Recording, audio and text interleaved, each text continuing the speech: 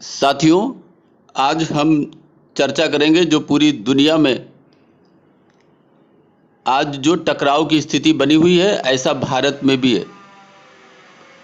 साथियों, पूरी दुनिया में अनेक मजहब हैं, अनेक धर्म हैं।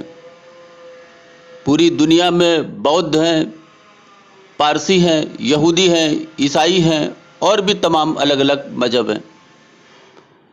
लेकिन साथियों, आज पूरी दुनिया में कहें या भारत में कहें, इस्लाम एक ऐसा मजहब है कि मुसलमानों के साथ लगभग हर जगह टकराव जारी है।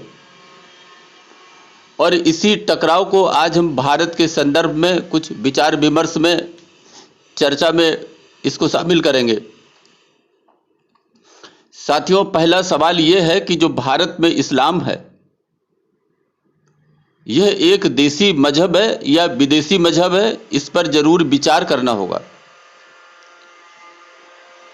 अगर हम इसको भारत के संदर्भ में देखें तो भारत में इस्लाम एक विदेशी मजहब है जो भारत में हमलावरों द्वारा फैलाया गया काफ़ी अधिक मात्रा में, काफ़ी जगहों पर।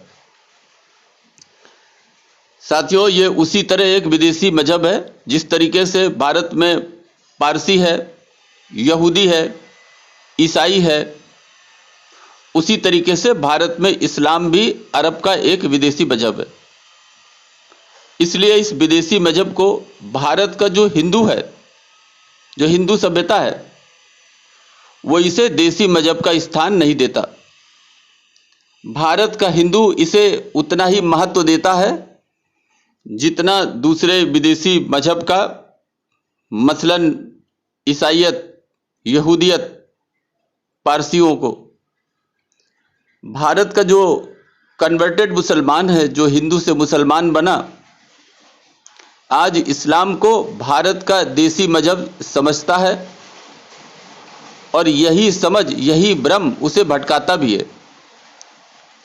वो ये मानने को तैयार नहीं होता कि उसने अरब का एक विदेशी मजहब किसी मजबूरी में अपनाया था। वो ये नहीं समझता कि उसने जिस मजहब को अपनाया था उसकी सभ्यता, संस्कृति अरब के कबीलों की थी, जो भारत से बिल्कुल मेल नहीं खाती। ऐसे में साथियों, कुछ हिंदू भारत के कन्वर्ट होकर न वो भारत के हिंदू रह पाए और न ही पूरी तरह अरबी मुसलमान बन पाए। हम कह सकते हैं कि बीच में लटक गए। भारत के कन्वर्टेड मुस्लिमों को यह अंदाज नहीं था कि एक दिन ऐसा भी आएगा जब भारत से मुगलों का अंत हो जाएगा। इसलिए सत्ता के लाभ के लिए अथवा कहें तलवार के डर से इन लोगों ने इस्लाम अपनाया होगा, इसका अनुमान लगा सकते हैं। ऐसा ही कुछ अंग्रेजों के समय में जो कन्वर्टेड ईसाई हैं, जो हिंदू से ईसाई बने, उन्होंने भी ऐसा ही किया होगा। आज न भारत में मुगल हैं और न ही अंग्रेज। साथियों, भारत की जो समस्या है, या हम कहें मुस्लिम की जो समस्या है, वो ये है कि इनका मजहब विदेशी, इनकी अरबी भाषा की मजहबी किताब विदेशी, इनका खान पान, परंपरा, त्यौहार विदेशी, इनका सामाजिक ताना बाना, वेशभूषा, पहनावा विदेशी।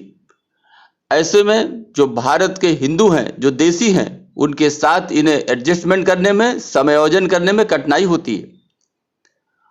और साथियों, यही वजह थी कि एक समय जिन्ना ने कुछ लोगों के साथ मिलकर पाकिस्तान बनाया और यही पाकिस्तान बनने की एक वजह थी। मुगलों के समय जो इनको विशेष दर्जा उनसे प्राप्त था, मुगलों की समाप्ति के बाद वो भी समाप्त हो गया। जिस अरब के देशों में वहाँ के मुस्लिमों की ये आज भी गौरव गाथा सुनाते हैं, वो देश और वहाँ के मुसलमान आज भारत के जो मुसलमान हैं, इन्हें दोयम दर्जे का काफिर समझते हैं। उनकी नज़र में आज भी इन भारत के कन्वर्टेड मुसलमानों की इज्जत जो भारत के हिंदू हैं उनके बराबर भी नहीं है, ऐसा हम कह सकते। यही अपमान का मलाल इन्हें बेचैन करते रहता है।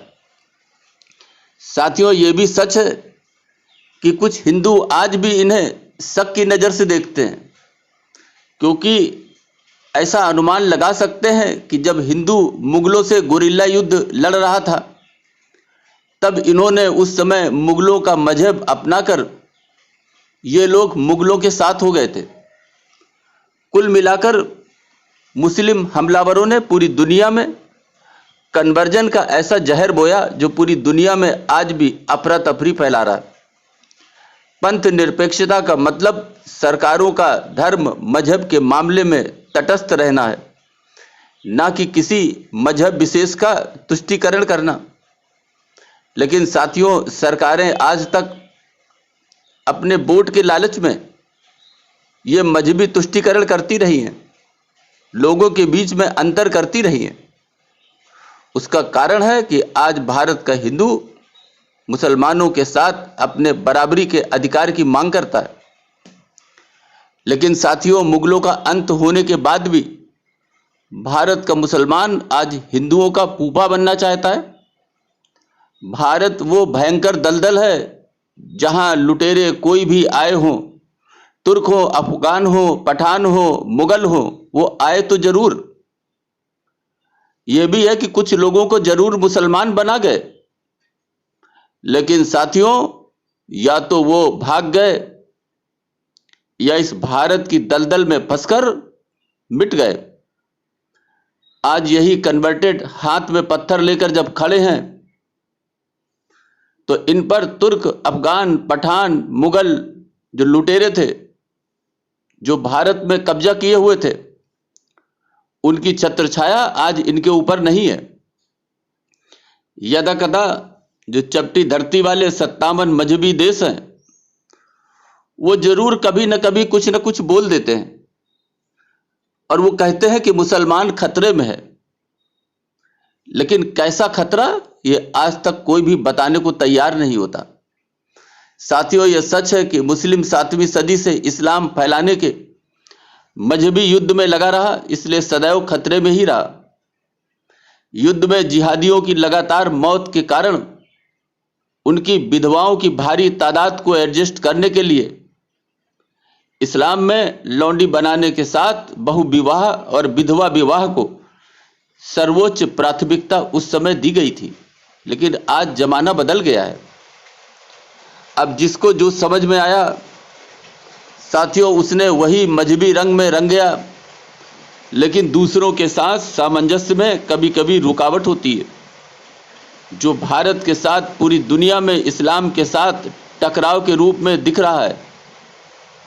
और साथियों, यही कह सकते हैं कि यही टकराव का नतीजा था कि भारत का विभाजन हुआ और पाकिस्तान के रूप में एक देश का उदय हुआ जो इस्लामिक देश था। अभी के लिए बस इतना ही। धन्यवाद।